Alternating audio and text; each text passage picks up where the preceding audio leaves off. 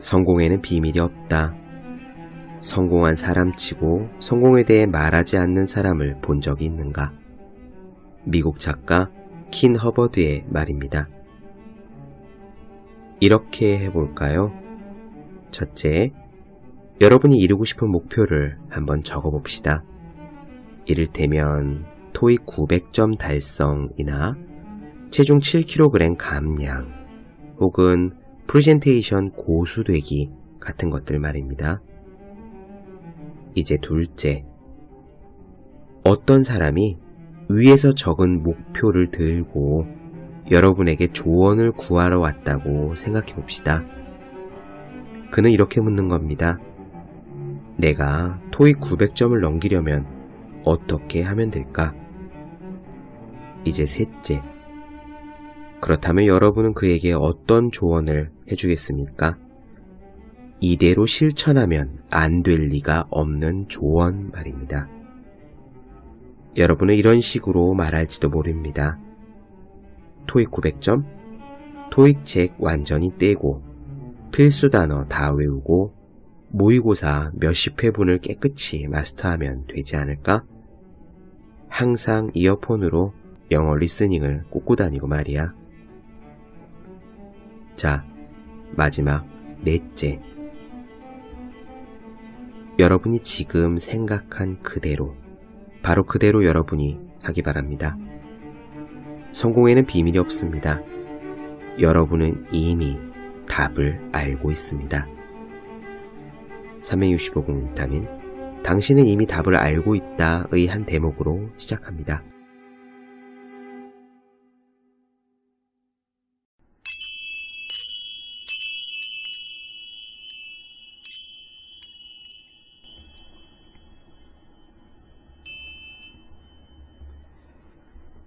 네, 안녕하세요. 본격 공부자극 팟캐스트 서울대는 어떻게 공부하는가 한지우입니다. 우리는 지금 박경철 선생님의 자기혁명을 살펴보고 있는데요. 오늘은 그 마지막 시간으로서 변화라는 키워드에 대해 이야기해보고자 합니다. 세상은 계속 변합니다. 정말 빠르게 변하죠. 제가 대학에 들어갔던 15년 전쯤 늘 그때 그런 이야기가 있었더랬어요. 장래 직업 중에서 좋지 않아질, 나빠질 가능성이 큰 직업, 그러니까 사양 직업 리스트에 늘 변호사가 있었거든요. 법률 시장이 개방되고 로스쿨이 생기면 변호사가 늘어날 거란 근거였죠. 그런데 솔직히 저는, 그리고 제 친구들은 그런 미래 예측에 별로 관심이 없었습니다. 순진하다고 해야 할지 어리석다고 해야 할지 굉장히 나이브하다고 볼 수 있겠죠. 조금 어렵다고 하지만 공부 열심히 하면 문제 없을 줄 알았어요.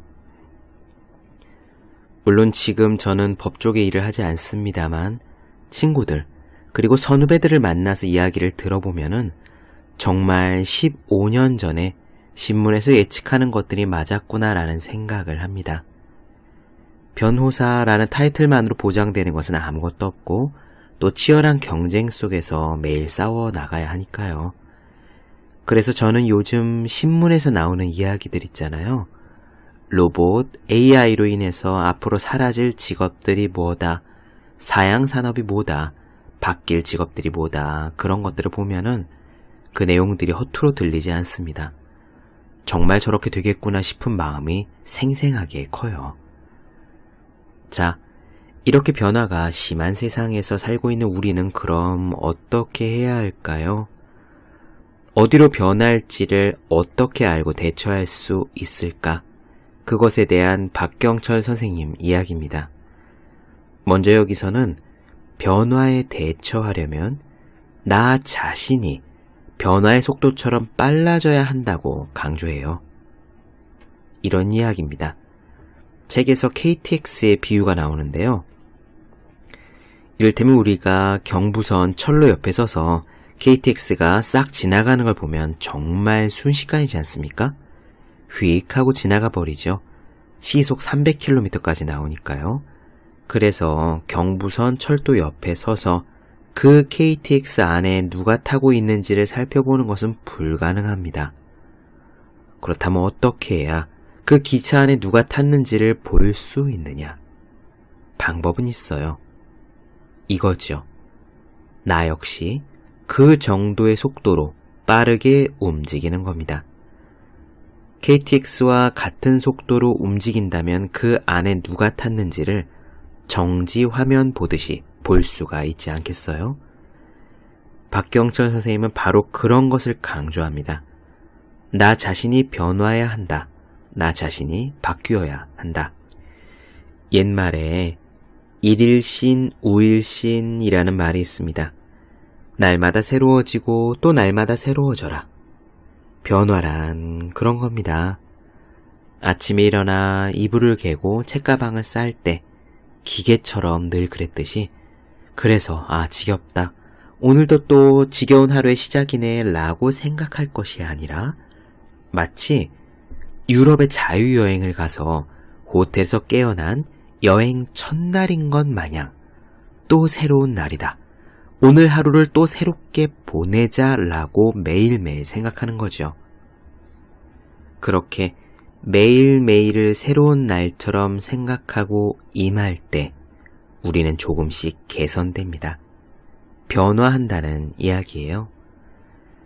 그 변화에 대한 오늘의 이야기를 마지막으로 박경철 선생님의 자기혁명을 마치도록 하겠습니다. 세상이 빨리 바뀐다고 두려워하거나 그 변화를 애써 밀쳐내려 하지 말고요. 그저 우리 자신이 날마다 더 나아지려고 내가 변화되려고 애쓰면 우리는 세상의 변화 앞에서 승자가 될 수 있다는 그런 박경철 선생님의 이야기와 함께하면서 마지막 이야기 들어주시기 바랍니다. 그럼 시작할게요.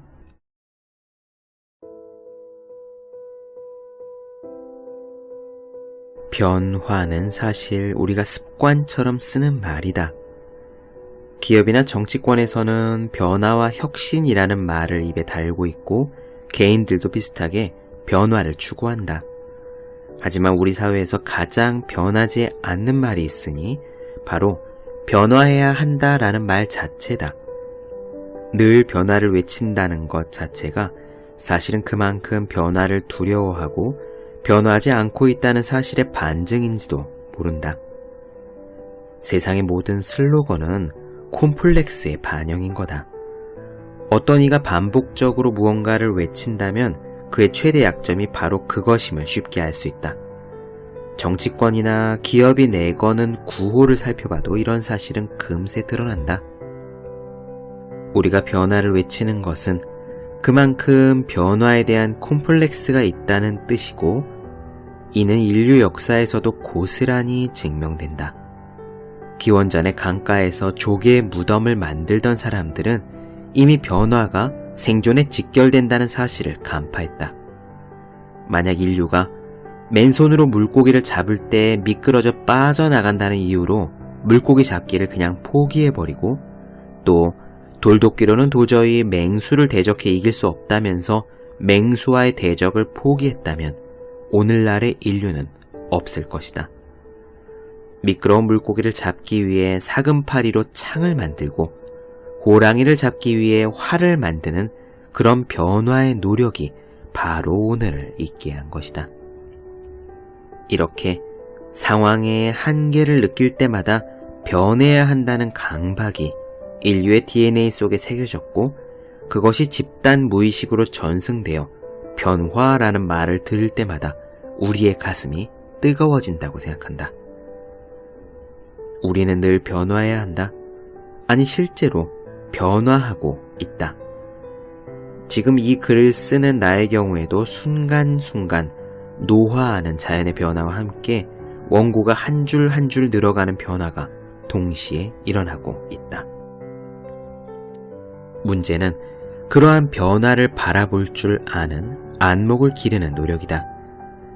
변화의 본질을 이해하기 위해 중요한 것은 스스로 변화하는 거다. 가만히 서서 지나가는 KTX를 보면 마치 야구공이 지나가는 것처럼 아무것도 보이지 않는다. 그러나 신발을 벗어들고 같은 방향으로 달리면 객차가 보이고 자전거를 타고 따라가면 사람이 보인다. 하지만 그 안에 누가 타고 있는지를 세세히 알려면 KTX에 직접 올라타야 한다. 변화는 스스로 변화하는 사람에게만 모습을 드러내는 무지개와 같다. 매일 스스로 변화해 어제와 다른 오늘, 오늘과 다른 내일, 아침과 다른 저녁을 맞는 사람에게 변화하는 패러다임 혹은 변화하는 세상은 속속들이 그 속이 들여다보이는 느린 장면이 된다. 하지만 모니터 앞에 앉아 습관처럼 연예 기사나 살피면서 무의미한 논쟁을 벌이고 매일 갖는 술자리에서 아무도 주목하지 않는 한탄만 늘어놓는 사람에게는 번쩍하고 지나가 버리는 번개불처럼 실체를 보여주지 않는다. 청년기는 변화의 시기다. 육체적, 정신적으로 가장 빨리 성숙하는 청년기에 마른 스펀지가 물을 빨아들이듯이 귀중한 것들, 놓치지 말아야 할 것들을 가득 흡수해야 한다. 그렇게 하루하루가 어제보다 나아지는 자기 발전에 주력하는 사람만이 변화의 중심이 되고 리더가 될 수 있다. 스스로 변화의 중심, 패러다임의 주인이 된 청년에게 스펙 같은 것들은 그야말로 길거리에 날리는 휴지 조각에 불과하다. 변화해야 한다. 오늘의 나를 어제의 나와 다르게 만들고 내일의 나를 오늘의 나와 다른 사람으로 발전시키자. 바로 그것만이 우리의 희망이다. 이렇게 변화에 대한 이야기를 하면서 내가 청년들에게 추천하는 책이 바로 주역이다. 영어권에서는 주역을 변화의 책, The Book of Change라고 부른다. 이것은 역이라는 글자가 바꿀 역자여서 영어로 직역한 탓도 있지만 그보다는 주역이 실제로 변화를 말하는 책이기도 하다. 내가 주역을 필독서로 추천하는 이유는 이 책이 수천 년 전부터 아우성치고 있는 변화의 원리를 읽어내라고 말하고 있으며 아울러 수동적인 역, 변화가 아니라 스스로 변화하는 능동적인 역으로의 전환이 지금 이 시대에 너무나 필요하기 때문이다. 우리 시대는 대변환을 요구하고 있지 않은가? 햇볕 한 줌 들지 않는 컴컴한 동굴에 앉아 쥐구멍에도 볕이 들기를 기다리는 소극적인 역과 동굴을 파고 쥐구멍을 부숴서 볕을 끌어들이는 적극적인 역 모두 간절하게 요구되는 것이다. 지금 우리 사회는 너무나 많은 사람이 좌절과 체념에 빠져 있다. 청년들이 희망이라는 말을 포기한 지 오래고 사회 전반적으로 우울과 체념의 그림자가 짙게 드리워져 있다. 이때 필요한 것은 기다림이다. 결국 볕이 들어오고야 만다는 역사의 진리를 믿으며 변화의 희망을 포기하지 말아야 하는 거다. 그리고 다른 한편에서는 이런 기다림을 넘어 변화를 부르는 역할을 자임해야 한다. 체념 대신 희망을, 기다림 대신 변화를 이끌어내려는 적극적인 자세가 간절한 시대다. 우리가 현대사회에서 취해야 할 주역의 기본 원리는 계사전에 궁즉변, 변즉통, 통즉구라는 구절에 모두 녹아있다. 이 9글자의 뜻을 우리말로 풀면 이렇다. 궁하면 변하고 변하면 통하는데 통하면 영원히 간다. 여기서 궁하다는 것은 난관에 부딪혔다는 뜻이다.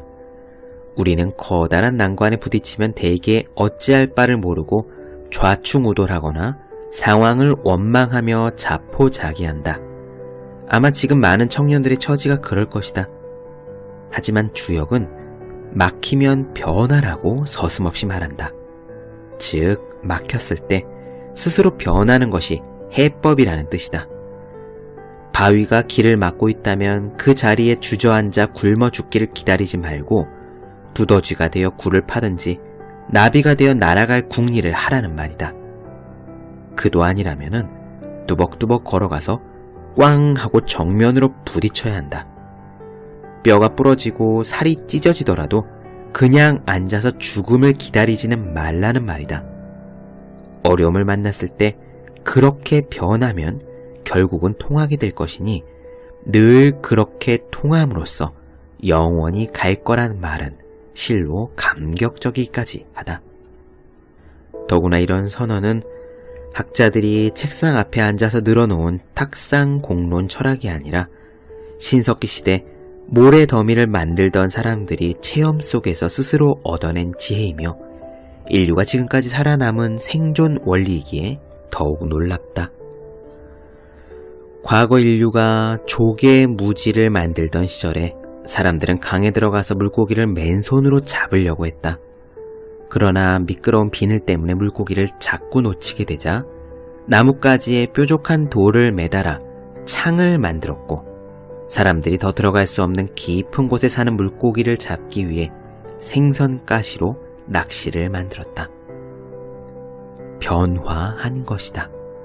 만약 이들이 비늘 때문에 물고기를 잡을 수 없어 라고 상황을 탓하며 그냥 주저앉아 버렸다면 인류의 오늘도 없는 셈이다.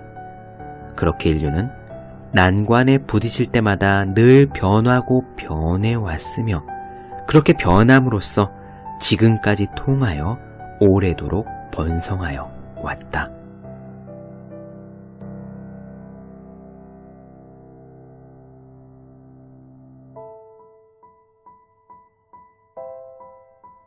네, 본격 공부자극 팟캐스트 서울대는 어떻게 공부하는가?